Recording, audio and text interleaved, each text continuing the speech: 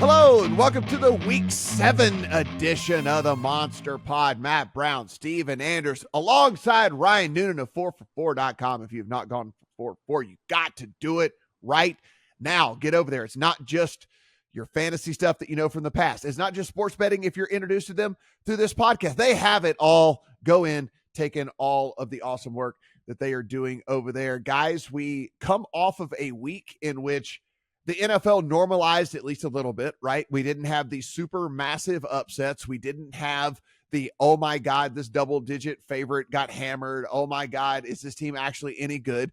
I think the teams that we thought were going to go in and play well did go in and play well, and they got the job done outside of the Eagles, I would say, would pretty much the only team that we thought was going to play well. They played well enough to win, but didn't necessarily impress anybody. Ryan, before we get this going, as far as like your power ratings, as far as how you view teams, like we're heading into week number 7, I'm going to depress y'all real quick. Like we're 33% of the way through the season. Like there's like already like we're 33% of the way through the regular season.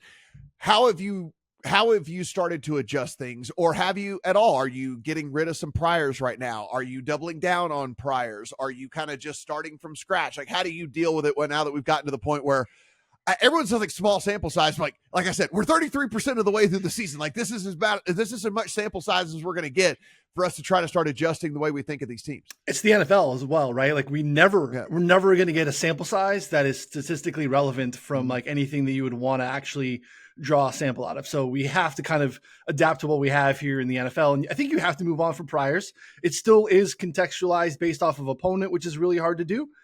Because obviously injuries make a massive impact. So it's really hard to always get a perfect grasp of where each team stands based off of, previous, like Saints are a great example, right? We just come off of that Thursday night game. They look like world beaters through weeks 1 and 2, but looking back, it's like, well, they played a Panthers team, which people wanted to have a pulse. Maybe Steven wanted them to have a pulse. They didn't have a pulse. The Cowboys, I think, definitely had some flaws that we thought maybe could be there. So all of a sudden this team, it gets some injuries and there's a problem. So you have to kind of adapt. So you have to move on from priors.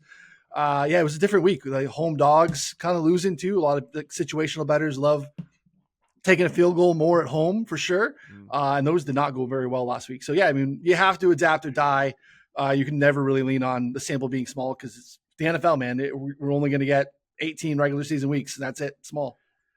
Steven, you've been doing this long enough with me, like I'm a little bit quicker to move off of priors, I think, than most people are. I'm like, because as Ryan just said, like I am fully aware that we don't have very much information to deal with, and we need to be rapid to try and get on top of where things are going and what's happening out there. So I'm pretty quick to get off the priors. I think at this point, with 6 weeks of sample size for me, I've either gone in and looked at a team and go, okay, I liked them, I believe in this, boom. It's not necessarily even doubling down on a prior at this point. It's kind of like, okay, they're in the good bucket, and they're in the bucket that I'm going to continue to think this of this team, and like, oh, I was dead wrong about this. This is the bad bucket. I've got to adjust how I think about this team. And then there's some that still lurk there in the middle that I'm trying to kind of sift through and all of that right now. As you get to the we're a third of the way through the season, how are you starting to look at these teams, and how are you starting to adapt? So I have 3 big takeaways. Number one, the teams that I'm more stubborn to stick to my priors on are the ones that have a long track record of continuity and success. Looking at you, Kansas City Chiefs, even though their metrics aren't exactly blowing us away. That's a team I'm more likely to stick to priors on, that type of situation. The second takeaway for me is this is the earliest I can remember in recent years of doing this pod, Matt, where there are a few teams where I'm trying to figure out if the market just can't catch up to how bad they are because players are quitting. I've never said that this early in the season. I've never had to figure that out. So there's a couple spots this week where I might be more in favor of just thinking that this team's worse than the market says it is. The third thing is you have to adapt to key injuries. There are teams with injuries at positions that aren't as headline worthy as quarterback that I think are very big deals. And that's going to make me come off priors as well. And we'll get into that a little bit, certainly this week for sure. All right, well, let's go ahead and talk about one of those teams that is certainly dealing with a major injury that makes you look at them completely different. It's the Miami Dolphins at the Indianapolis Colts right here. We'll circle back around to the London game because this is one that I think deserves at least a little bit. I imagine Steven has a bet there on that one, but it was a perfect lead in whenever you're talking about these teams that we view a little bit differently. And the Dolphins have to be that team. I mean, with Tua not out there, they are a completely different team. And they're 3-point dogs on the road at the Indianapolis Colts. This is actually juiced now at MGM. So we getting some love even for the Colts a little bit more at the 3 number here, Ryan. The Colts are going to go back to Anthony Richardson. And I don't know how that affects how you look at this game or not. I mean, for me, if I was a Dolphins backer, I'd rather be up against Anthony Richardson, I think, than Joe Flacco, I guess, at this point. 43.5 is the total. Got anything in this one? Yeah, so we'll continue to come on every week, and I will be the last man on Anthony Richardson Island. It is lonely. It's very lonely. Getting fit over there on that island, buddy. I don't feel good about it. There's nothing. You're talking to volleyballs and drawing faces on things. There is nothing going on over here that makes me think I should still be here. I just want to be completely honest and forthcoming there. I should have left a long time ago, but I'm here and I'm hoping that maybe there's something will come of it. I still, again, back to sample size, the sample of actually Anthony Richardson starts is so small. And part of my belief in Anthony Richardson is a belief in the organization. It's a belief in Shane Steichen. It's a belief in the system. And that would be the only reason that I'm still here. This is back-to-back spots where the Colts are catching a team off of a bye, which is a challenging schedule anomaly. It's really hard for me to back the Dolphins right now because I don't really know what this team is. I feel like they're very, very limited. They have really concise offensive weapons that are struggling to stay healthy.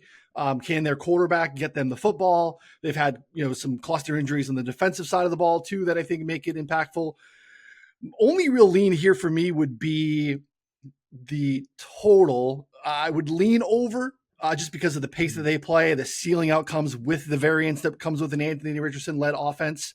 But yeah, 43.5 would probably be a lean over because we're sitting on the wrong side of a key number. If you think that there's a pulse here on the Miami offense coming off of a bye, if Mike Daniel can kind of scheme some stuff up coming off the bye with what he has to work with. Overall, a pass for me, no real feel in the size. It's kind of 4 in the look aheads. We've, you said we moved down to 3. Maybe we're getting some buyback back on the Colts, but the only lean I would have would be total, but even that I don't have a ton of conviction in. Steven, this got on the other side of a field goal. This was at 3.5. I played some Dolphins at 3.5. This is not me saying that I believe in the Dolphins. I'll put it that way. Like this is not a rousing endorsement of the Dolphins or anything like that. But what I will say is on the other side of a field goal with Anthony Richardson, I understand the variance that comes with an Anthony Richardson led Colts team is pretty high. I think that the window of possibilities is pretty high, but I'm looking at a Dolphins team that if this was Tua, and I understand it's not Tua, but if this was Tua, we're not even having this discussion if this is a 3.5, right? I mean, we're like all day, every day, Dolphins is not even a question. And so can Snoop Huntley keep this game? It has a relatively low total at 43.5 within kind of striking distance and certainly within kind of backdoor cover range. I think that they can with these weapons that they have out there against this Colts defense that is absolutely putrid. So I took the 3.5. I'll probably end up regretting it. Come on here next week and be like, I can't believe that I bet Snoop Huntley and the Dolphins on the road, but that's where I'm at right there. Do you have anything in your account on this one? Yeah, maybe this is a hot take, Matt. You and I have talked about this a little bit. The market keeps giving the Colts credit for their starting quarterback being in and then making them cheaper when Joe Flacco comes in. And I think it should be the complete opposite. I really do. If you look at the metrics, it bears that out. Like, listen, small sample size, I know, but it's a great spot for Miami coming off the bye, totally healthy for the most part. The Colts have a ton of injuries. Like Anthony Richardson's metrics are Bryce Young bad. It's the 3 games that he's finished in full, first 3 weeks of the season. His EPA plus CPOE composite score is worse than Bryce Young. He's 35th out of 35 quarterbacks with a minimum of 30 play. I know, Ryan. I know, man. It's not good. And here's the other thing. I would like to know what that EPA CPOE score is if you take away the bomb touchdowns to Alec Pierce from busted coverages. Oh, by the way, Alec Pierce was a midweek downgrade on the injury report this week. So that's not great. There's a ton of other injuries on this report for the Colts. Ryan Kelly, their center, DMP to limited Wednesday to Thursday. He may not be 100%. They might be down to, Trey Sermon being banged up and having to go with more Goodson at running back, EJ Speed, their linebacker, as a DMP to limited. There's just a lot of injuries the Colts are dealing with here on top of the rest advantage for the Dolphins. And we actually have a unique situation here where they've had the same common opponent over the past 2 weeks that we can kind of compare closing lines to when they both played the Titans. And if we use that, it actually tells you that the closing lines in the market thought the Dolphins were about 2 points better than the Colts. So I don't get this price with the Colts. I don't think Anthony Richardson and how banged up this team is with the lack of advantage with rest. It doesn't make any sense to me why anybody would want to bet the Colts to win by more than a field goal here. So I bet the Dolphins. It was a good lead in, so I skipped the London game. We don't want to talk about the Dolphins, but we'll circle back around to the New England Patriots with the Jacksonville Jaguars over there in London. 6 points in favor of the Jags. It is 42. Oh, look at this. People are betting the over 42.5 now. My screen just flashed. So you got like a couple different books go to 42.5 now. So people coming in thinking there might be some points here in this one. Steven, I mean, at the end of the day, for the Patriots, at least Drake May brings a little bit of variance, right? Like we know what Jacoby Brissett is. It's like a mid-range floor. There's absolutely no ceiling, and it just kind of is what it is. And then Drake May steps in last week, throws this 40-yard touchdown pass to Kayshon Boutte, and like all this. Like, you start to see that at least this offense with Drake May has something that possibly one day could manifest into something that maybe we would think is an actual NFL offense with all of that. And of course, we know the situation with the Jags, that they lose this game. I mean, it's over. I mean, they are going to fire everyone, and everyone is going to be like having to buy their own plane ticket home. What do we think here about this early kickoff? Really convoluted game right here. I mean, reasons to hate both sides. Honestly, you have the travel advantage of all travel advantages on an NFL schedule with the Jags staying in London and the Patriots coming over.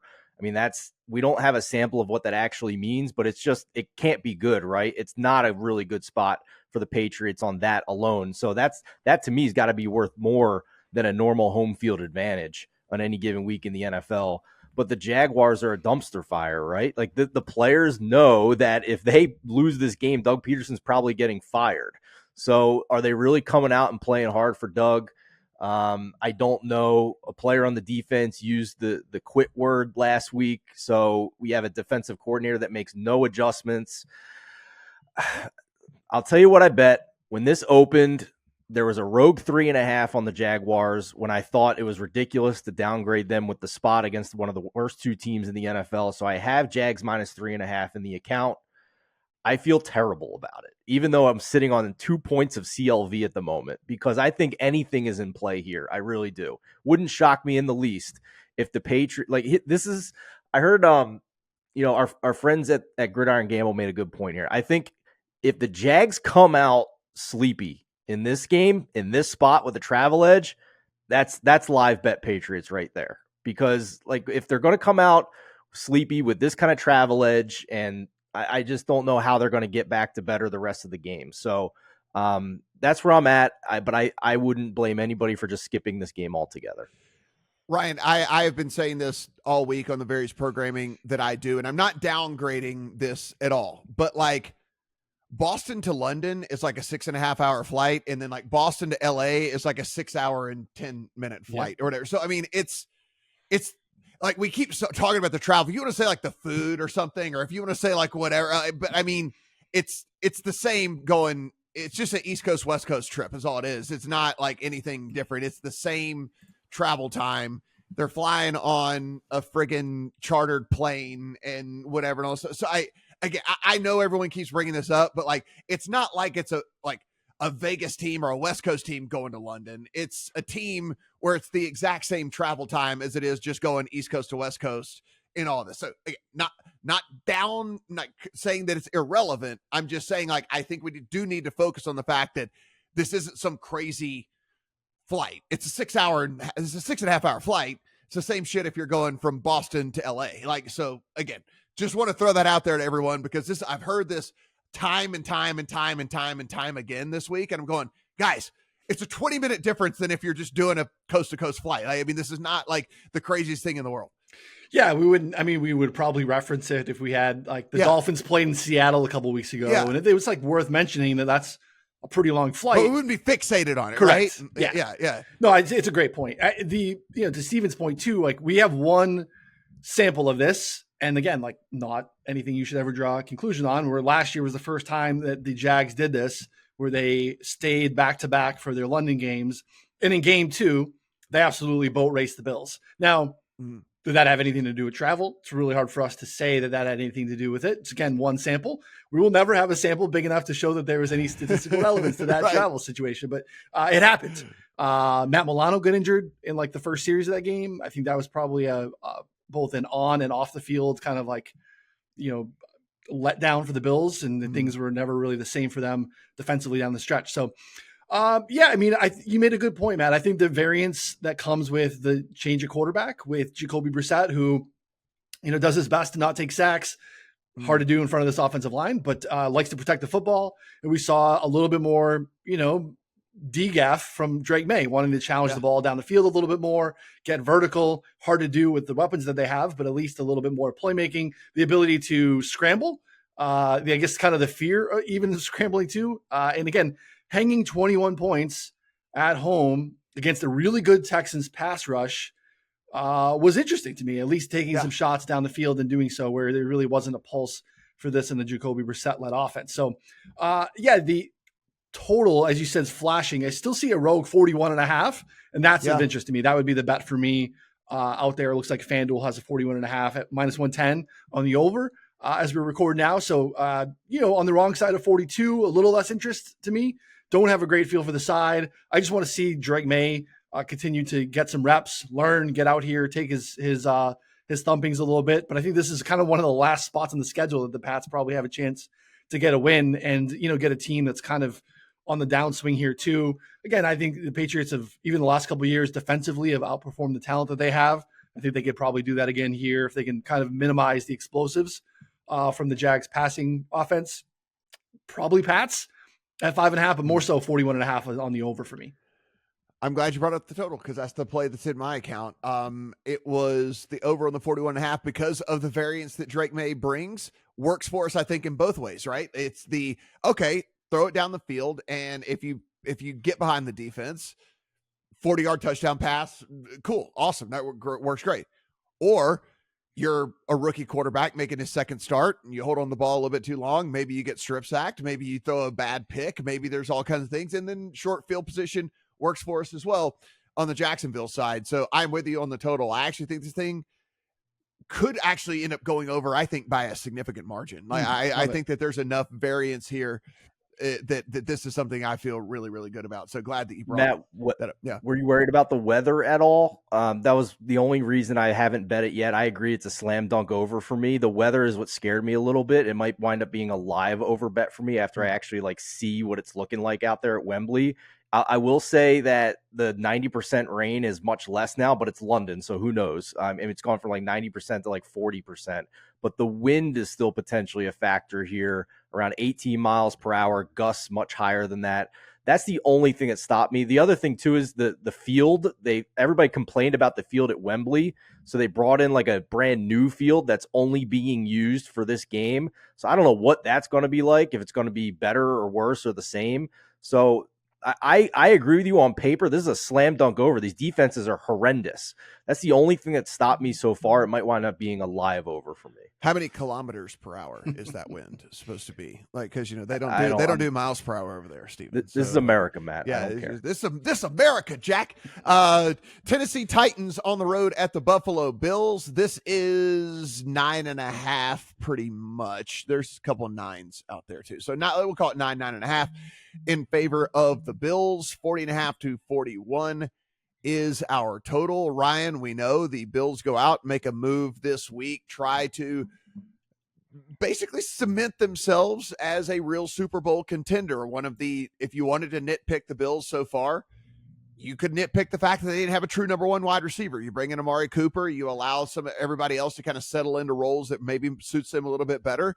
And we'll see how this all blossoms with this team. Tennessee Titans still has Billy Jeans at quarterback, old Billy Levi's. And so I don't care. Give me 19.5, and I still don't feel good about putting a damn Titans ticket in my account with Billy Jeans at the quarterback position. I kid, guys. I would play 19.5, but you get my point. I hate Will Levis. You might get it live. Yeah, I hate Will Levis. I hate everything that he does at the quarterback position. I think the Titans are doing it right. Keep trotting him out there. You want to lose games at this point and move up in the draft board. What do you see here, if anything, Titans and Bills? The totals come down a little bit. That would have been my preference, but now we're kind of getting a little bit low. I don't think there's going to be enough passing efficiency on either side to really challenge. And I don't think either team really wants to do that. I think the Titans continue to, rightfully so, do their best to hide Will Levis when they take shots deep down the field. It is prayer yards to Calvin Ridley with absolutely no shot of anything getting home. Bills defense really getting a pretty good bump. Teron Johnson coming back last week, and then, getting Terrell Bernard in the middle of that defense too. Taylor Rapp came back. So the Bills, in terms of what they're going to be defensively, look significantly different than they did 3 weeks ago. And I think that's a really good thing. So I think it's maybe a Titans team total under would be my lean. It would be Bills or nothing for me. I grabbed Bills early in the week when it opened at 7.5 and put them in a teaser. But now that we're out to 9.5, kind of not an ideal teaser leg. So I have the Bills in a teaser leg, but game under, maybe more so Titans team under, because I think the Bills want to run the football. I think they're going to still continue to do that here and have some success doing that. Even though the Titans are actually, it's kind of the best thing that they do is stop the run. I think you're still going to see some success on the Bills side. So again, lack of passing efficiency would maybe take the game total under as well. So, but Bills are nothing, no Titans action. Steven, we joke about like never again guy, and like I'm never again guy, so I'm making fun of myself here, but like never again on Will Levis. Like seriously, like never again on Will Levis. I can't do it. You don't feel comfortable. You wouldn't feel comfortable even if you were covering this game with 4 minutes left, 3 minutes left, 2 minutes left. You're not feeling comfortable with that at all. And so, and if you're chasing, you sure as hell don't feel comfortable with that, trying to get a backdoor cover with Will Levis at quarterback. So just can't get there with this. It would be Bills or pass for me. I love Ryan's number that he got earlier in the week. It would be Bills or pass for me. I'll probably just sit this one out. Yeah, we're out of teaser range here too with Buffalo. Can't even do that. The only quarterbacks among those with at least 100 plays with a worse success rate than Will Levis, Spencer Rattler and Deshaun Watson. That's it. He's in that bottom tier of the worst starting quarterbacks in the NFL. So this is a lines.com free Discord special. You can find the icon top right-hand corner of the homepage. We locked in under 43 earlier this week. We're sitting at 41. Looks like it's edging a little lower. There's a 40.5 on the board. I'd still bet under 41 at this point. I mean, that's how bad Will Levis is. It's short rest as well for the Buffalo Bills, so that's not a great spot against the Titans defense that has continued to fight and play well. I think it's a product of their schedule. They've played weak offenses, but it's still hat tip to them for ranking number one by success rate among all defenses so far this year. So I think under's a really good look in this game.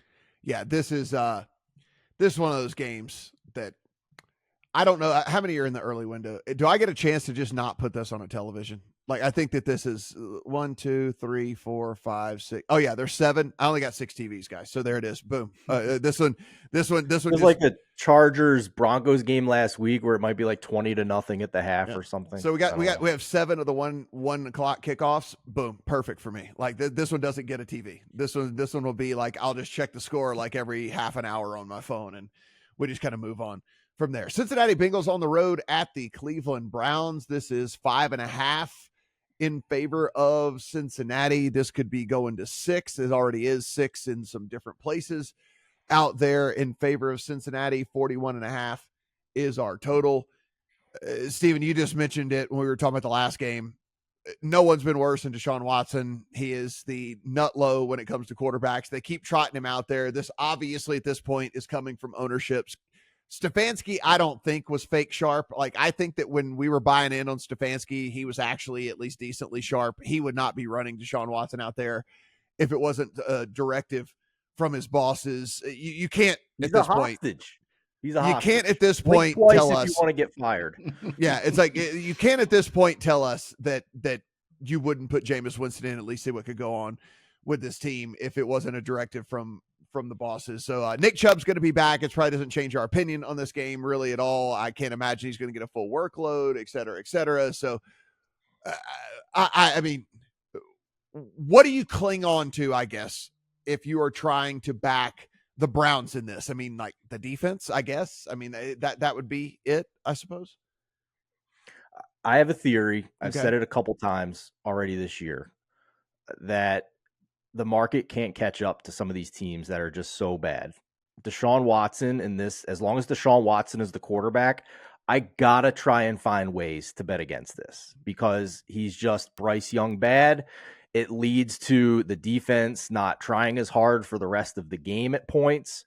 I think it was a complete overreaction. I'll get into this more when we talk about the Eagles, but I thought it was a complete overreaction last week. The Browns offense still couldn't move it. They finished with 16 points. 7 of those came from a blocked field goal returned for a touchdown. And somehow the Browns team total in this game is still sitting at 17.5 with normal juice to the under.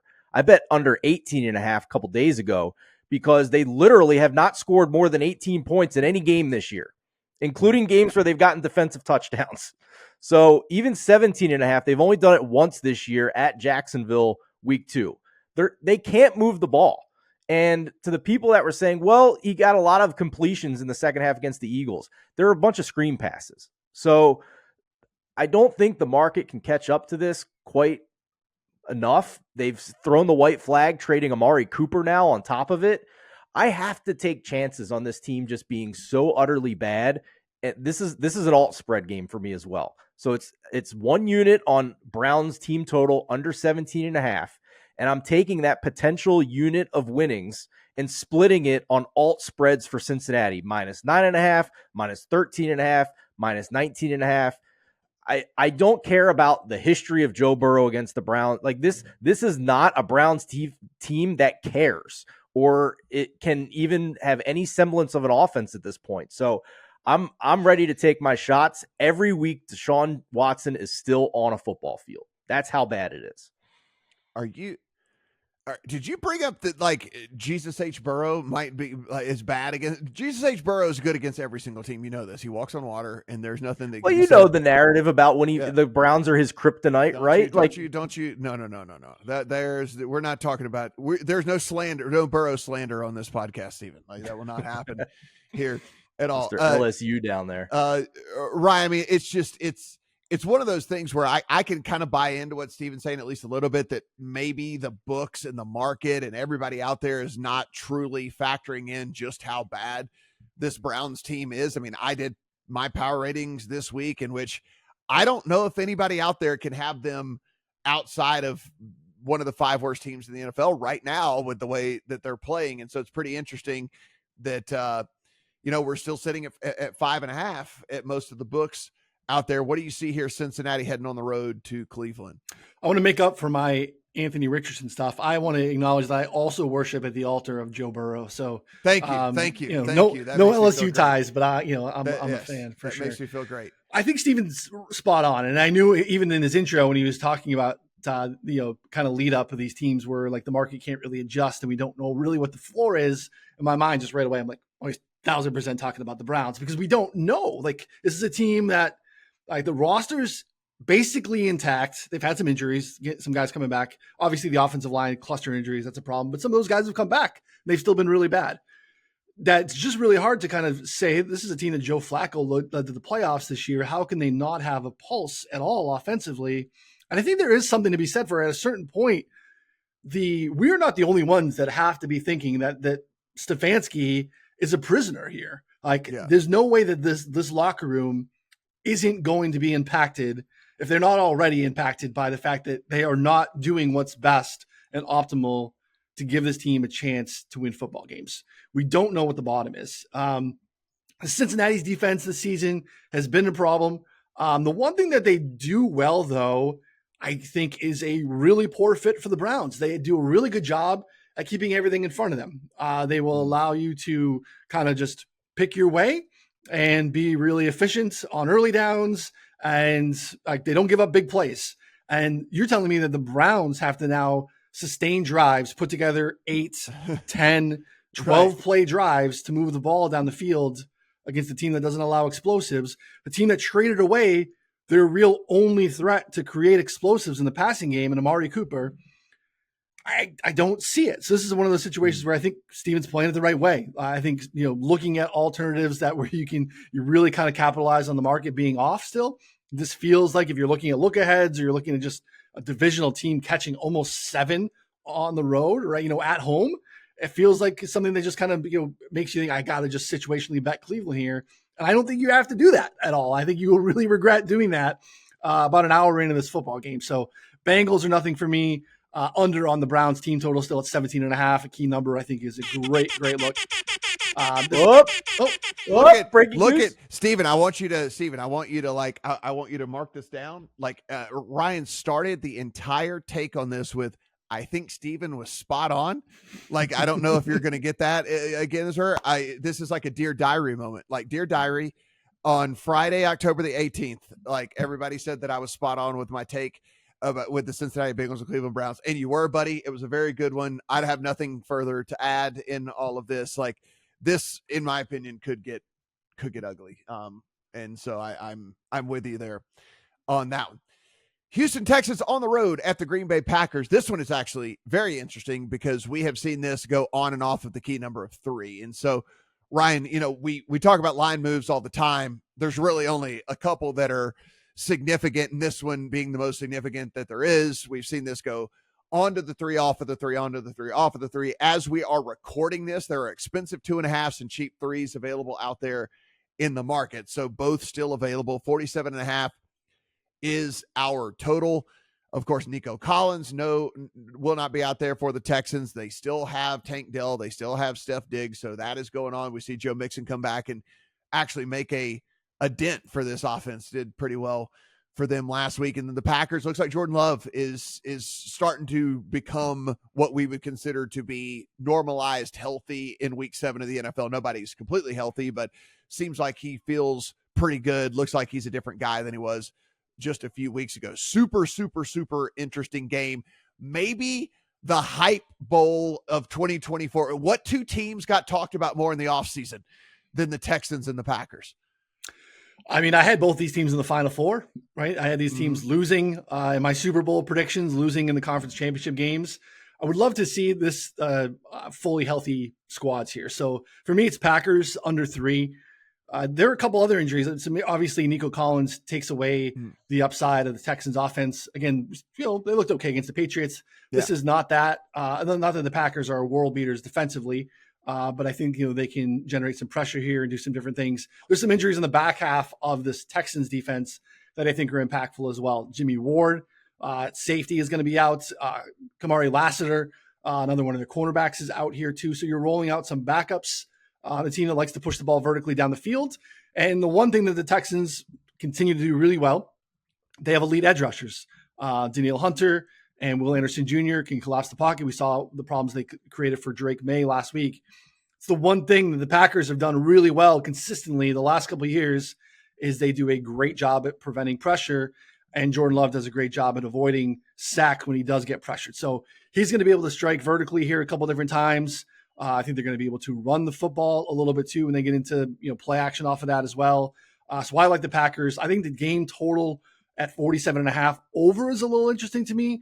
I'd like to see it a little bit lower, see if we got some, anything that could drive it down to 46.5. Do see a 47 out there, so maybe there's some movement that continues to bet this game down a little bit. But Packers for me are a play under 3. Steven, as you know, we did preseason content, and the Packers were one of those teams where I was neither in nor out. It was a wait and see for me because I'm like, you know what? We have 1 year of Jordan Love playing good. We have 1 year sample sizes of all kinds of guys playing good, and they're not able to replicate that as they come into, their second season. But so far, so good for him. And I think, as he's gotten healthier, maybe giving me a little bit more confidence in this Packers team as well. So I think I'm probably more of a buyer than a seller than I am on them. But hey, look, this is a Texan squad that we know is certainly competent at every level, and we'll see here on the road as field goal underdogs just exactly what they bring to the table. So what do you have here in this one? I was pretty interested in betting the Texans at a +3 -115 this week, but I'm with Ryan. This injury report's really concerning with Houston. It's too many starters, in my opinion. It's just I can't get there. The handicap initially was the Packers have been pretty boom or bust. I don't have a ton of big takeaways from them beating up on the Cardinals last week, other than they do look better when they're fully assembled. I think that's obvious, but I don't think that's predictive against a Texans defense or a defense of this caliber moving forward. But we may not see that with all the injuries that Houston has. So I'll just note for the record that the Packers are 20th offensively by success rate. And even if you take the Malik Willis snaps out of there, Jordan Love is still 17th by success rate. So we'll see if that includes a week last week where they were one of the elite offenses in the league. So I want to see it a little bit more consistently, but they are contenders in the NFC North at this point with the injuries that the Lions have suffered on defense, with Sam Darnold still at quarterback for the Minnesota Vikings. But it may turn into a Packers bet here if I get a 2.5. I don't know if we'll get it though. So right now it's just making it clear that I am off that Texans +3. Yeah, you got there are a couple expensive 2.5s out there in the market. So if you wanted to play them, I think that's perfectly fine. It would be the -122.5 for me, or pass on this with the Packers. Injury report plays into it, and honestly, I think I'm kind of coming around on the Packers here a little bit. Pretty well-rounded team and pretty well-rounded, certainly offense with all that. So I think I'm becoming a believer with this Packer squad. Seattle Seahawks on the road at the Atlanta Falcons. By the way, if you Google it, I was like, who would win in a fight, a Seahawk or a Falcon? And I found out that a Seahawk isn't actually a real bird. Like, it's just like a group of birds. Like, it's just like any bird that like lives around the water and stuff. And this can be like, oh, that's a Seahawk. And it's like, whatever. It's like, I was so bummed to find out there's no such thing as an actual Seahawk. So we can't answer the question who would win in a fight between a Seahawk and a Falcon, but we can say that the books think it would be a Falcon, as they are 3-point home favorites here over the Seahawks. 51 is our total in this one. Steven, look, we see the Falcons slowly over the course of the season, at least on the offensive side, maybe start to resemble what we thought they might be heading into the year.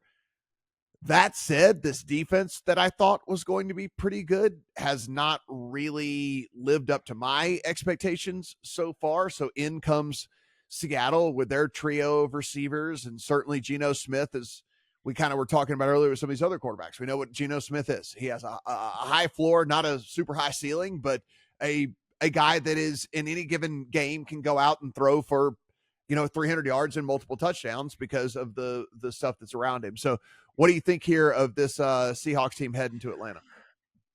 It's another game with a road team that's getting a full field goal that I've been finger on the trigger on, and I just can't quite get there because I think Rick Woolen really matters here for Seattle. If he's in this game, then I'd be a lot more interested in taking Seattle.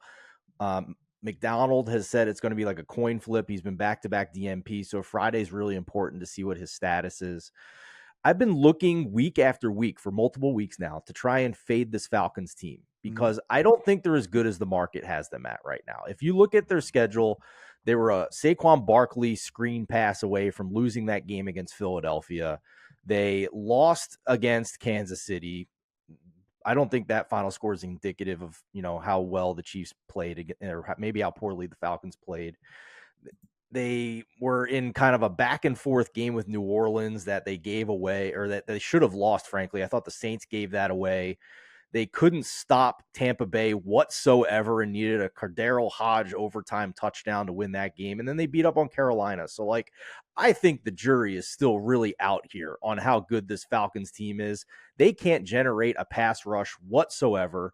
You've heard in betting content all week about Geno Smith splits when he's indoors. I think he's going to be able to move the ball at will in this one. And Matt, there's one sentiment that I've seen over and over again in the betting market. There are enough groups out there that when we get a total into the 50s, it's just like auto bet the under and it comes back down a little bit.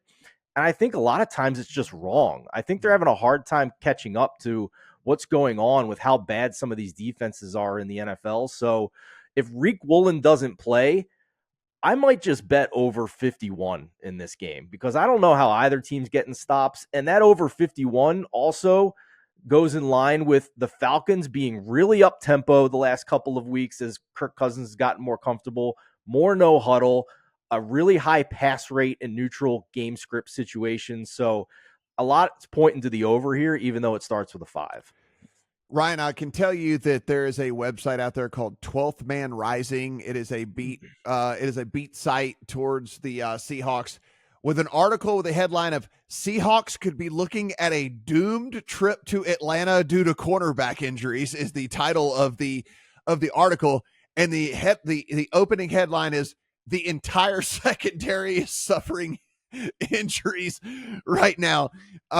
They go on to say that it looks like from what they saw at practice this week that they're going to have to like play rookies at corner. They're going to have to move a safety to nickel, like all kinds of stuff that is usually doesn't equal success in the NFL, which is why I kind of wanted to play the dog in this one, but then now not. So I don't know. I maybe this is a contest play for me. I don't know if it's a real life bet, but I think the Falcons with Kirk Cousins, if you're going up against rookies at corner, trying to, square peg round hole a safety to play nickel corner and all this stuff like that. Like, I mean, I don't know. Kirk Cousins seems like the type of guy that can go in and just old man vet you to death with stuff like that. So I don't know. I think my opinion has shifted throughout the course of the week on this game.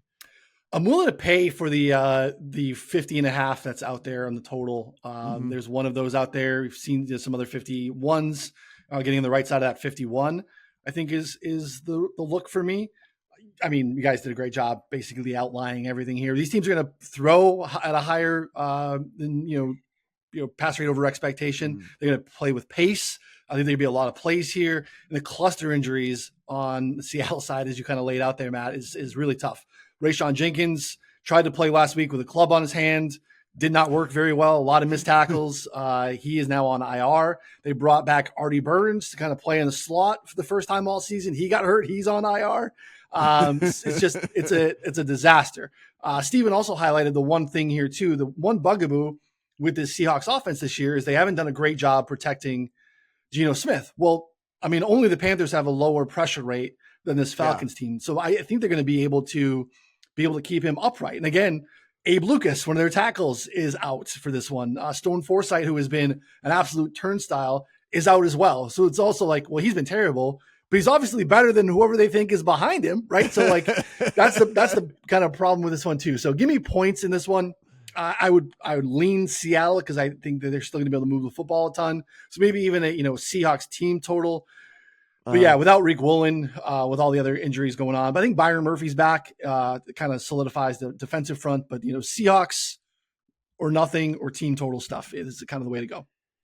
Yeah, I'm with you there on that. This game was, like I said, I thought this was going to be a spot where I wanted to back Seattle, and then just changed over the course of the week. I'll go back to the squarest play ever. And guess what, guys? The squarest play ever cashed last week, and you can't take that money away from me. It's in the account. There's nothing I can do with it. Detroit Lions on the road at the Minnesota Vikings. They are 1.5 dogs. 50.5 is our total. Ryan, I played the Lions at 2.5 when it was at 2.5. I have the Lions as the second best team in the NFL. So my power ratings tell me if I'm getting 2.5 points, that's just an auto play for me for the team that's second best in the NFL. For me, I understand the Aiden Hutchinson injury is certainly a thing. This dude was absolutely crushing out there, but I think that Flores isn't going to change what he does, and he's just going to blitz the hell out of Jared Goff. And I'm sure you guys saw the stat last week that Jared Goff threw for 178 yards and 2 touchdowns against the blitz last week. It was the highest total of the 2024 season with any quarterback in the NFL versus the blitz last week. And, this Lions team is just so friggin' multiple that I just don't know what the game plan is going against 2 legit starting running backs that you have, legitimate wide receiver options, legitimate tight end options, really good offensive line.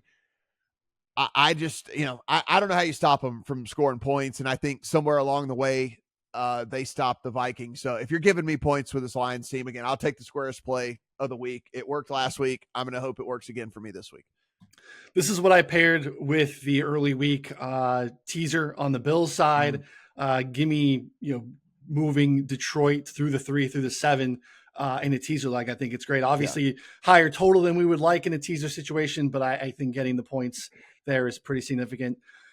Look, I mean, Flores kind of got new dogs to, do the thing this year, but otherwise the system for the most part is the same, right? The way that they're doing things. And this, it's like kind of the same guys on the other side too, right? Ben Johnson was able to cook this defense last year. And like Goff had no problem getting the ball out quickly, fed Amon-Ra in a massive way. Amon-Ra props, I think, are very interesting in this game. Receptions, yards, alts, all those things. He's going to be a massive, massive factor, partially because Minnesota is running these 6-man fronts at the highest rate in the league, more than like almost triple anyone else, which is part of why they've had a lot of success against the run. Partially because sometimes they drop those guys back into coverage. Sometimes they bring everybody. It's really hard to kind of dissect what they're doing there. So that's kind of a new wrinkle for them this year is those 6-man fronts. I think it's going to make it harder for Detroit to run and get explosives here. But I also think that that's okay because then they're going to be able to move the football. Minnesota side, we want to see that Aaron Jones is in this game to think they're going to be able to punch back. Also, if you look at these Justin Jefferson game logs against this iteration of the Lions and the coaching staff, it is like Madden on easy mode. He is gone for like 180, 220, like just bonker games. So I think a lot of points are going to be involved here. Again, another high total that I think might not be enough because of the lack of pass rush that Detroit's going to be able to generate without Aiden Hutchinson. So Detroit getting points, great teaser leg, and a game over for me. Steven, I know you got a bet in this one. There's just no way you're letting this game get away without something in the account. What's in there, buddy? I could see the teaser leg with Ryan, but I think you're wrong about the Lions. I do. I think this is the coming out party for the Minnesota Vikings. Here's kind of what I base. Okay. They already beat the Niners and the Texans. Didn't they come out already? Yeah, seriously. Apparently not. 80% of the public still on the Lions. Matt in Public Dog City over here still thinks the Vikings are fraudulent. So nobody believes Ryan. No.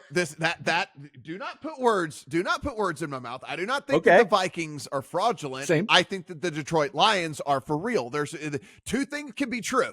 Like we can hold 2 thoughts in our head at the same time. And so I don't have to say that I don't like the Vikings while also saying I really, really like the Lions. Okay, let me start with the Lions defense, which is the biggest issue with them, not only in this game, but being true contenders the rest of the season. Losing Aiden Hutchinson is freaking massive on top of already losing Marcus Davenport on the other side. Even with Hutchinson on the field this year, Detroit was still only 20th in success rate allowed overall against the pass. So the pass defense last year was an issue. It was still an issue this year. And now I don't know where the hell the pass rush is going to come from for this Detroit defense. Matt, do you have a rebuttal or should I continue? No, I mean, you're still talking about, okay, so you're where's your jersey? Where's your Sam Darnold jersey? Do you have it on or is it packed? Like where is it at? My jersey is in the form of a 300-1 MVP ticket sitting in my account that is only going to get more CLV after the win against the Lions this week, and he's maybe shorter than 10-1 to win MVP after this week. Okay. All right, there it is. All right, so you'll buy a jersey if the ticket cashes then. Correct. Yes. Yeah. Or, hedge and make a lot of money off of that equity that continues to build every week. So that's first of all. I don't know how the Lions are getting stops at this point, especially against an offense like the Vikings, who KOC is orchestrating to perfection. And Ryan already pointed out the massive games Justin Jefferson has had. Might even get TJ Hawkinson back for this. No, we'll see. They're waiting. Okay, they're waiting till next week. Okay, so they're waiting, not him. Even Aaron Jones may not play. I'm fine. Whatever. It's good. This Lions defense can't really stop anybody through the air right now. So I feel pretty good about the Vikings scoring points in this game.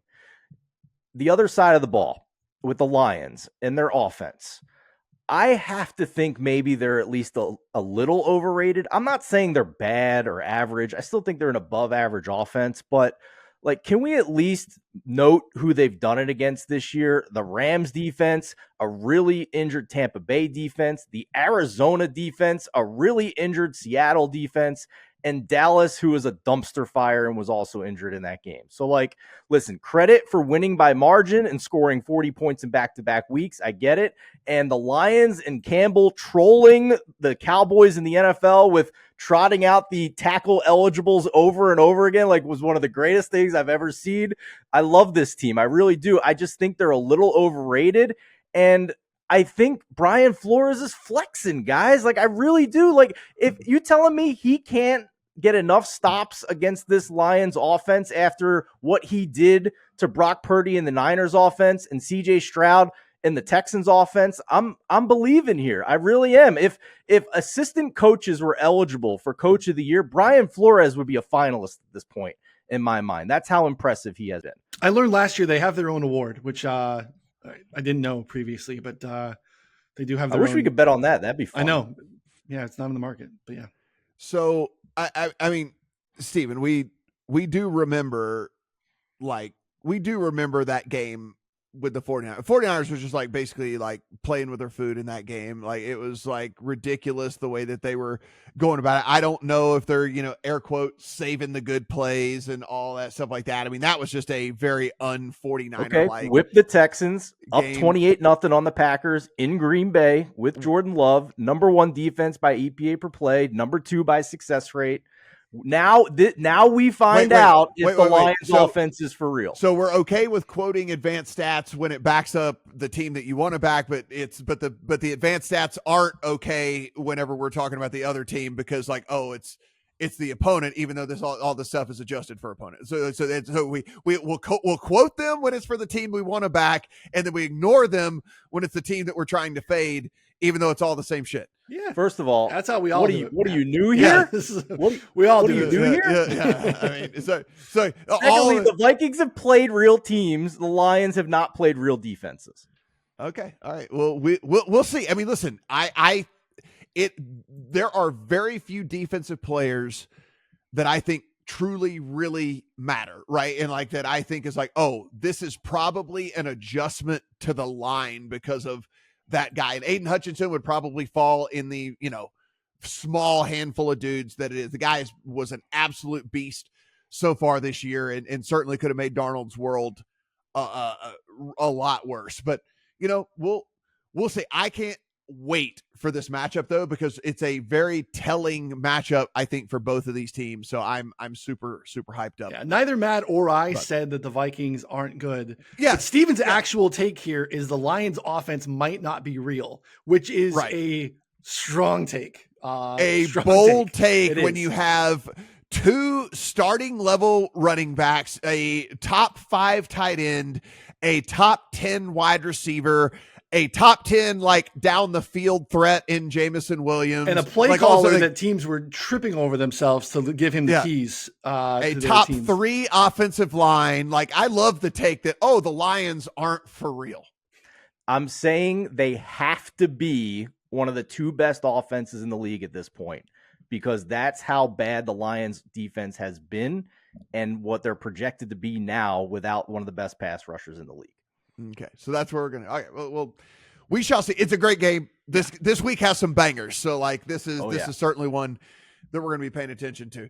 Philadelphia Eagles on the road at the New York Football Giants. It is 3 in favor of the Eagles. This could be going to 3.5. And as I say that, one book flashes 3.5 just showed up in favor of the Eagles. 42.5 is our total. Malik Neighbors did finally pass concussion protocol, so he at least will be out there for the Giants. in this one. Steven, as you know, very high on the Eagles coming into this season. Eagles have tried every which way but loose to make me jump off of the bandwagon. Sirianni, I think, is a fake sharp, and I think he's proven now that he's a fake sharp. So I don't want to lay a field goal on the road or more than a field goal on the road with the Eagles. I think I'm just going to sit back and watch this one. What are you going to do? I think the Philadelphia Eagles nonsense this week is the most overblown, over-talked about, overreaction in the betting market. I really do. And I guess I'm going to go down with the Sirianni shit because I'm getting a discount on Philadelphia now against a New York Giants offense that has just lost its left tackle and was like watching fingernails scrape a chalkboard trying to see them find the end zone against the Cincinnati Bengals defense. Like, it was so hard to watch that Dable just said, F it, I'm going for every fourth down because it's the only chance I have. So I am in on the Eagles at a cheaper price here. And I actually think that the reactions from the Cleveland Browns game are also a little overblown. There was a play in that game that swung the final score 10 points, a blocked field goal returned for a touchdown. If we look at this game in its totality, other than that one play in the final score, the Eagles had 6 yards per play in that game. Jalen Hurts had 10 yards per attempt. They did not turn the ball over. What the hell is everybody so upset about here? Like, I don't get it. Like, maybe there's still friction in the locker room. Sirianni is certainly a bonehead for yelling at fans and having to apologize for it. I get that. But if we're actually looking at these teams and what they present, I still think this is a discount on the Eagles. My only concern would be Jordan Mailata not playing at left tackle for the Birds. That's certainly a concern against this Giants defense that's been maybe the most underrated unit in the entire NFL. Defensive line for sure. No one talks about this defensive line, and like that defensive really line, good. Yeah, it's really good. But also, it looks like Dexter Lawrence and Brian Burns are coming into this game at least not 100%. Mm-hmm. They said they're going to play, but they're both back-to-back DNPs on top of already not having Kayvon Thibodeau. So I know Malik Neighbors is coming back, but Daniel Jones can't fully exploit him. In the weeks they've had Malik Neighbors, the Giants are 22nd by EPA. In the weeks they haven't had Malik Neighbors, they're 22nd by EPA. They're just getting whatever Brian Dable schemes up. Jones has a 0 completion percentage over expected, which is just poetry because he's just getting whatever Brian Dable trots out there. This line has come down to a key number of 3, and I will happily take it with the Philadelphia Eagles and go down with this ship this week, I guess. I want you to be right because, as you know, I have a lot of money invested in this Philadelphia Eagles team. So I hope you are correct in this one. Ryan, where do you fall on not just this game, but just this Eagles team in general? I think Steven's general thesis there is correct. It's twice in the show. So, I know, man. I mean, this is like you can come back anytime, Ryan. Steven's leaving this show, and he's just like, you know what? I'm gonna go buy myself something special today. Like, this was a good show for me. Early purchase. I'm gonna start a betting syndicate after this podcast. Get that Steven or that Sam Darnold jersey early. You've earned it. I want to know about the status of the defensive line. I want Brian Burns active. I want Dexter Lawrence active because at the same time, I think 3.5 on the Giants would be of interest to me. Not a strong stance, but that would probably be the side for me. I think the Jordan Mailata injury is pretty massive. Brian Burns, tough critics first couple of games in the season where he was kind of quiet in the box score. The underlying stats were tremendous. And now he's kind of just solidified that by getting home with like sacks are so, it's like a touchdown. Yeah. It's such a high variant thing. It's not a great leading indicator of how you're actually performing, but now he's converted some of the pressures into sacks. He's second in the league in quick pressures, which are pressures under 3 seconds. His time to pressure laps all other defensive ends. And now we have a situation where Fred Johnson steps in for Jordan Mailata. Jordan Mailata has been 60 PFFs, if you put PFF grades. He's the highest left tackle or offensive lineman in the league so far. Fred Johnson is not. If you look at offensive linemen who have allowed the most pressures this season, you see a bunch of guys at the top of the board who have played like 150, 300 plus snaps. Then there's our friend Fred Johnson. He has allowed the fourth most pressures in the league this season, 18, on 76 pass blocking snaps. Now he lines up against, hopefully, Brian Burns. There's going to be problems for this Eagles offense being able to kind of create the explosives that they want now that they got everybody healthy. So I think maybe an under could be of interest. Giants plus 3.5. I think, again, Steven's general consensus or thought here on the Eagles moving forward, I think, is correct. In this spot, though, I think there is something to be said for at least a little bit more ceiling with what we've seen in this offense with Tracy in the backfield and with hopefully a healthy Neighbors. So 3.5 on the Giants would probably be my lean. Las Vegas. Sorry, Matt. Under's interesting for sure there. Yeah. And I just did the worst thing ever. I screwed up your intro twice. So it's fine. There goes all my momentum. We're good. We're good. It's all right. Go buy that. Have you gone to Fanatics yet and bought that jersey? just like Las Vegas Raiders on the road at the Los Angeles Rams. This is out to a full touchdown at some places. There is a 6.5 if you want to play the Rams. Still 43.5 is our total. Ryan, we talked about this a couple weeks ago here on the pod and all that. I was like, I think the wheels could be coming off here on the Raiders. And sure enough, the wheels are coming off on the Raiders, but a full touchdown is still a full touchdown in the NFL. That's a lot of points. And that's what it is. This is a stay away for me. I don't have a lot of conviction in the Rams. Coming off of a bye is nice. Rams have done a good job generating pressure this season, something I thought they'd struggle with. They've done a good job doing that. That's going to create some problems, I think, for Aiden O'Connell. What does this offense look like? Again, we've had a couple of weeks with it without Devontae Adams in there. But what is that kind of signal to the rest of the locker rooms? Could be another one of those spots where I think Steven was referencing earlier where there might be a bottom that we haven't seen and the market's not sure how to price it. I think the Rams are going to be able to run with success here. Kind of deflates the game, but I've seen the total kind of already drop a little bit. It's on the wrong side of a key number at 43.5. So that would probably be my strongest lean because I don't want to lay a full touchdown on a Rams team that I think is just not very good either. So stay away from me. Yeah, I mean, look, Cooper Kupp's going to play, it looks like, Steven, but no Puka Nacua. I mean, are the Rams a better team? Sure. But it's a touchdown better. It's not a home field advantage either, Matt. I think is important here, right? No, the Raiders in LA, yeah. I look, it's like the total's 43.5, and I don't know if that's the total for the game or fights in the stands that like we're going to get. Like, but they think that there's probably an over to be had on that for sure. Yeah, I mean, might not have the bottom here of the Raiders, so can't really take 6.5.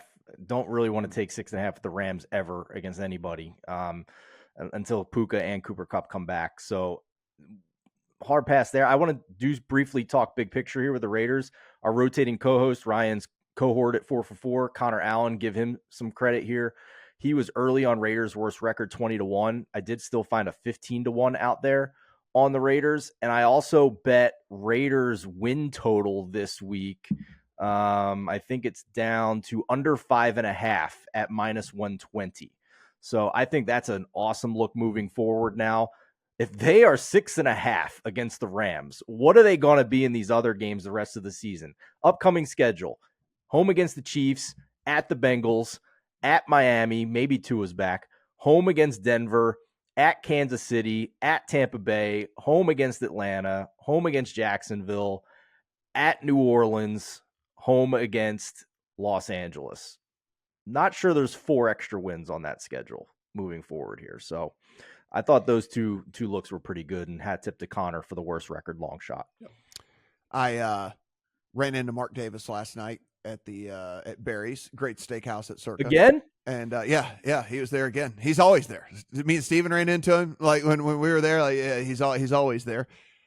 He seemed unbothered.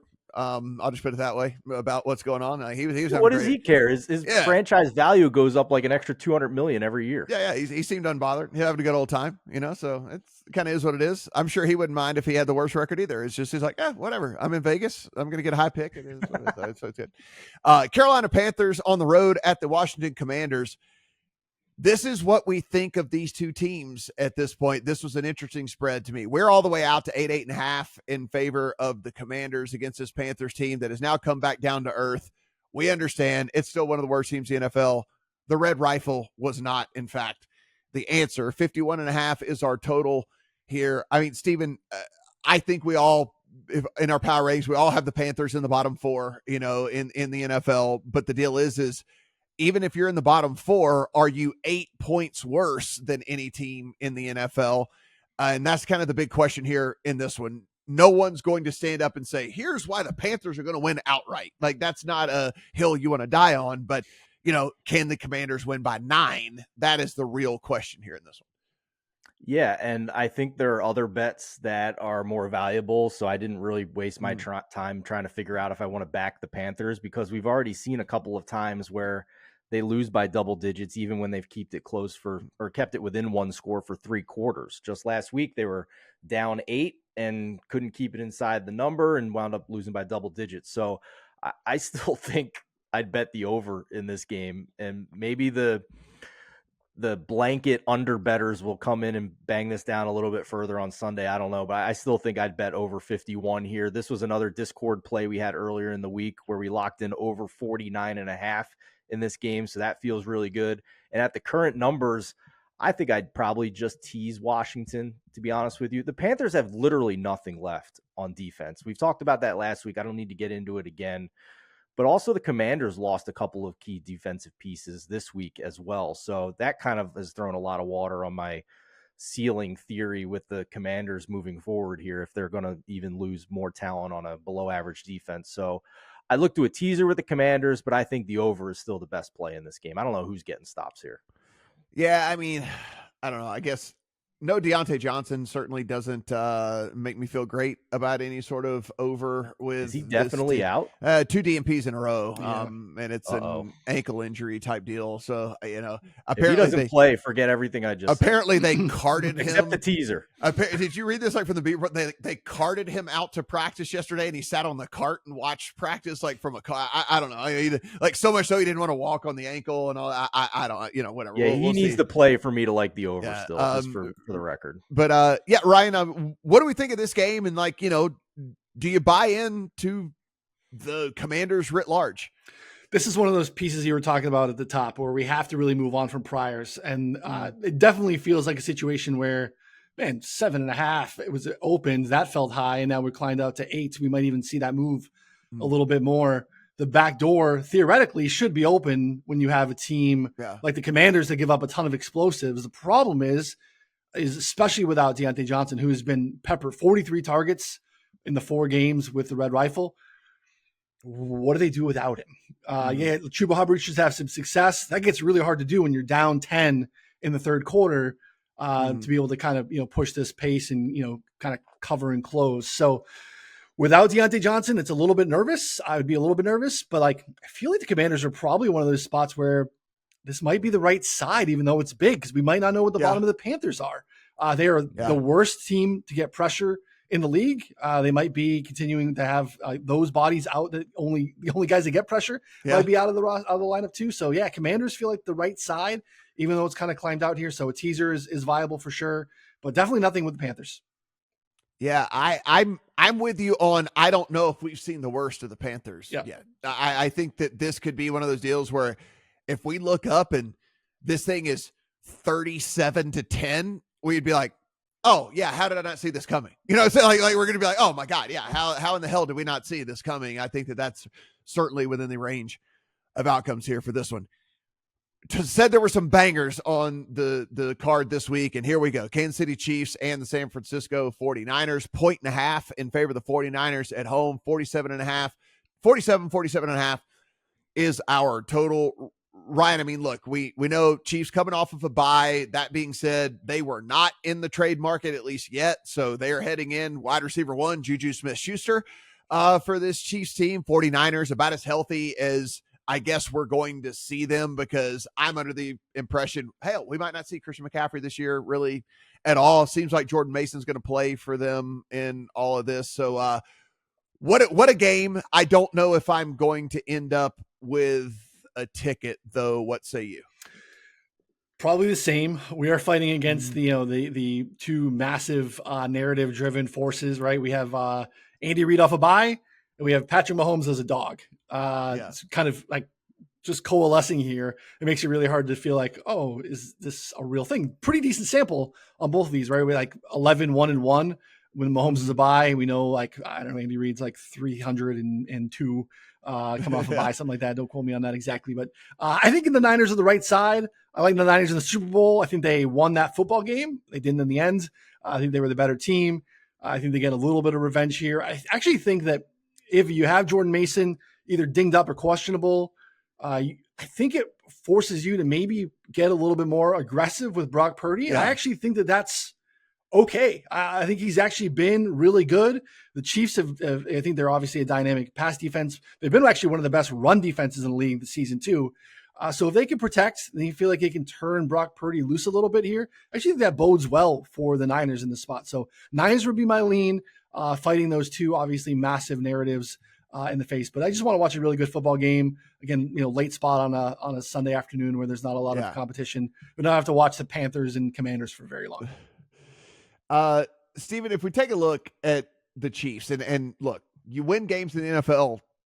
That's it's awesome. They've won every game that's been put in front of them. But you look back, right? It's like a toe versus the Ravens. Cincinnati was right there with them in that game. Could have gone the other direction. Didn't ever feel super comfortable in some of these other ones as well. What do we actually think of the Chargers? I don't think very much. Then what do we think of the Saints? I don't think very much of them either. If I had to bet this game, I'd bet the Niners, and I know like that's sacrilege to say against Andy Reid and Patrick Mahomes. What are you going to do with this one? I have two philosophies that lead to an auto bet for me in the NFL. Okay. The only one that trumps auto bet the Niners under a field goal with Kyle Shanahan. Okay. Is auto bet Patrick Mahomes as an underdog. Okay. And here we are. So I'm a Niners fan, full disclosure. I bet the Chiefs on the look ahead. I don't care. Patrick Mahomes is a dog. He's 10-3 in his career as an underdog, straight up 11-1-1 against the spread. I understand we need to handicap each game as they come, so now I'll do that as well. If we throw on a little bit of a garbage time filter on these advanced metrics, we get a situation where we see the Chiefs offense is still number one in the NFL in success rate, despite all of their injury concerns. And we have a 49ers offense that's actually 10th. And if we look at the defensive metrics as well, I think we can forgive the Chiefs a little bit because we know how talented they are. We know how good they are at game planning and scheming with Steve Spagnuolo. I'm okay with sticking with that prior. The Niners got to show me something here defensively at some point because they're letting games get away that they probably shouldn't, even though the offense has had some fluky stuff that's put them in bad spots for comeback wins by the Rams and the Cardinals. But if we put on a little bit of a garbage time filter, the Niners are only 12th defensively by success rate. So that's a concern for me. They're 14th by drop back success rate. So I need to see a little bit more improvement from the Niners. As far as the side, Chiefs plus 1.5. I've also used them in teasers up to 7.5. I mean, Mahomes 7.5 is a teaser. If you lose that, so be it. You still feel pretty good about the bet. I like under 47.5 in this game as well. I've also bet that on the look ahead. That to me is about pace and red zone. We look at these teams just overall pace wise. The Chiefs are 24th. The Niners are 30th in seconds per play. I do think the biggest impact of the Christian McCaffrey injury has been on the 49ers in the red zone. This team was number one in the NFL at 68% touchdown percentage in the red zone last year. This year, they're 25th at only 44%. And the Chiefs actually are worse in the red zone. It's just their defense has been really good and bailed them out. The Chiefs are 29th in red zone touchdown percentage. So that to me leads to an under here. I feel pretty good about both sides, honestly. I guess the Niners are going to have to prove me wrong against the Kansas City Chiefs, especially when they get some extra rest. Would you agree that the Chiefs probably should have 2 losses already this year? The Ravens game, Bengals game. they lost. Like Cincinnati won that game. Like, I don't agree with the Ravens game. That was comeback mode AF for the Ravens. They were up pretty handily in that game. If anything, it should have went to overtime. I mean, that we know it wasn't going to go to overtime because Harbaugh was already trotting out his players to go for 2. So it's going to be one play to decide that game. So that's a coin flip. I'll give you a coin flip on the Ravens game, even though it was comeback mode and garbage time. Obviously not garbage time when they have a chance to tie the game. But what was the other game? Cincinnati, in which they had to kick a walk-off field goal. I will agree with Cincinnati, where Cincinnati didn't have T. Higgins in that game and still was able to do what they did. I understand that Andy Reid and Patrick Mahomes are going to do what they do to win games, right? But like, it's a little concerning when you look at how this offense has functioned up until now. And now you take away Rashee Rice and you take I don't know. To me, I think there's some red flag, like kind of getting masked here. Like, I think there's some red flags that are kind of getting masked. I think they might get exposed in this one to the 49ers. You know what? I think I just talked myself into a 49ers, but I think I probably did at a 1.5. And we'll, again, we'll see. This is basically the bet here is certainly not on the Chiefs offense versus the 49ers. The bet here is that you think the Chiefs defense is going to be able to hold down the 49ers offense. I mean, that's the bet you're making because we already know what this Chiefs offense is, and they've kind of shown us what it is. Like, it takes 12 play drives for them to score, and it's going to take a bunch of those to win this game. So, I mean, that's kind of where they're at. One last fun fact. 2 years ago, the Chiefs played the Niners in San Francisco, where these teams were both power rated, same deal. Mm-hmm. Mahomes had 423 yards passing. Mecole Hardman had 3 touchdowns. And the 2 leading receivers were Juju Smith-Schuster and Marquez Valdez-Scantling. Yeah. Yeah. So if you're worried about the Chiefs' lack of weapons, I submit to you that. Well, there's that's fine and dandy, and I'm glad you were able to cherry pick the game log from 2 years ago, because completely relevant to today. That is absolutely relevant to what we're doing here. New York Jets and the Pittsburgh Steelers. This is a 1.5 in favor of the Jets on the road at the Steelers. 38.5 is our total. We know all of the news surrounding both of these teams, Ryan, and when you look at this game, it's so incredibly narrative driven with all of this. Where do you fall on all of this? I mean, it's hard for me because I was down on both of these teams entering this season. We talk about priors, and like, these are 2 teams in which, like, it's hard for me to break off because I'm like, I was right. I'm like, I knew it. I was right on both of these shitbag teams. And like, I've proven it with all this. So it's hard for me. And now they're battling in like 2 teams that I hated entering the season. So I don't know what I'm going to do with all this. Y'all talk me into something here. What are you going to do? I don't have a ton of conviction here. I think Alex Highsmith coming back, I believe that's the case for the Steelers, is a big gain for that defense, which I think has been a little bit overrated. Especially with him out of the lineup. Nick Hebbing, who kind of stepped in, also has been dinged up. So I think they've been a little bit overrated the last couple of weeks, but I think that's a nice bump for them here. I have no interest in any scenario whatsoever backing Russell Wilson, and that kind of ends the handicap for me. I just, not that I don't care what the point spread is, but it's just something that I just don't want to do whatsoever. So that is what's happening here. That is of no interest to me. Doesn't mean I want to run to the window on the Jets. I'll probably be looking for some prop action here if I can. But yeah, I mean, obviously, nice little bump with the Devontae Adams news. I think it definitely helps them moving forward as they kind of take on the softer part of their schedule. But this game overall, probably a stay away. Nice maybe opportunity to, hang out with the family a little bit on a Sunday night. Steven, what do we have here in this one? Like, what are you buying into? What are you saying is complete crap? Like, there's all kinds of stuff in this one. Like, this game's going to be talked about more about just the off-field stuff than it is the actual game on the field. So what's your opinion here? My opinion is the only thing I'd be remotely interested in is teasing the Steelers up over a touchdown. And I still can't know how good I feel about it with Russell Wilson being such an unknown at this point. I don't know what Wilson's going to be at this point. I mean, the move doesn't make sense to me, honestly, in this matchup, to be honest with you. So I think the big potential weakness in this matchup is we know the Steelers want to run the ball as much as humanly possible, right? Like that's what Tomlin wants to do. It's what Art Smith wants to do. They're even going to do it at the expense of being more efficient, right? So they're going to run the ball.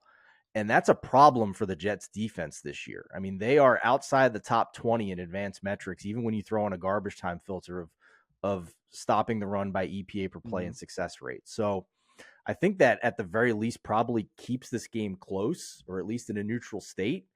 And then the other concern I have with the Jets is on the offensive line, right? Like, I don't know what Tyron Smith is at this point anymore. He's been kind of exposed in recent weeks here. So 27th by PFF grades at this point, but my eyes tell me he's a bit of a problem at this point. So I don't know. I just think that it's probably a teaser leg on the Steelers. Just the move to Wilson this week in particular just baffles me, honestly. Yeah,